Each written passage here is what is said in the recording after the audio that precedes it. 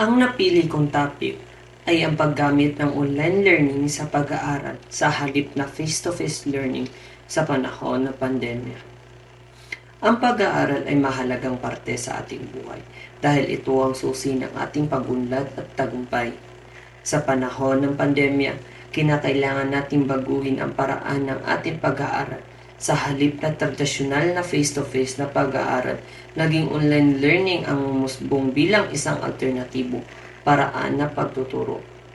Ang paggamit ng online learning ay naging pangunahing paraan upang mapanatili ang pag-aaral sa kabila ng pagbabago at hadlang na dala ng pandemya. Sa pamamagitan ng teknolohiya, nagiging mas accessible ang edukasyon sa maraming tao kahit saan mang sulok ng mundo. Subalit may mga hamon at pag-a-adjust na kinakailangan gawin para maging epektibo ang ganitong paraan ng pag-aaral.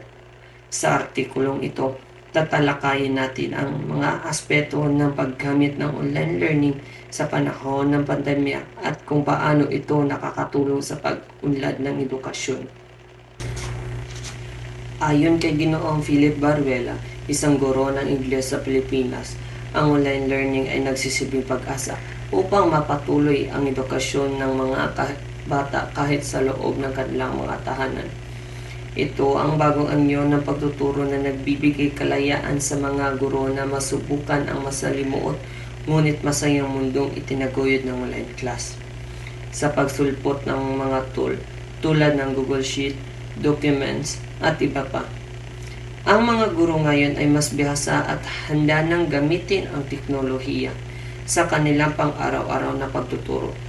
Dagdag pa ni Baruela, hindi na kailangan ng mahabang biyahe upang marating ang silid-aralan sa pamamagitan lamang ng cellphone at laptop. Ay maihahatid na ng guro ang kanyang leksyon kahit saan at kahit kailan. Isa sa mga pangunahing benepisyo ng online learning sa panahon ng pandemya ay ang kaligtasan ng mga mag-aaral at guro. Ito ang nagbibigay proteksyon sa kanilang kalusugan sa pamamagitan ng pag-iwas sa pagdalo sa pisikal na pangkahawaan. Sa online learning, maaaring matagumpay ang edukasyon habang isinasalba ang kalusugan ng lahat. Sa pangkalahatan nito, ang online learning ay umusbong bilang isang alternatibo nagbibigay daan sa pag-aaral kahit saan at kahit kailan, lalo na sa harap ng mga pagbabago at hadlang na dulot ng pandemya.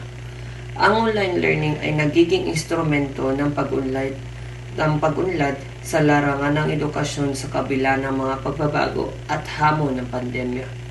Ito ay nagpapakita ng ating kakayahan na magadaptahan at ma-innovate sa paraang makabuluhan para sa pag-aaral sa pamamagitan ng paggamit ng online learning para sa pag-aaral na panatili natin ang ating mga kaligtasan sa panahon ng pandemya. Gamit ang online learning na panatili natin na magpagpapatuloy sa edukasyon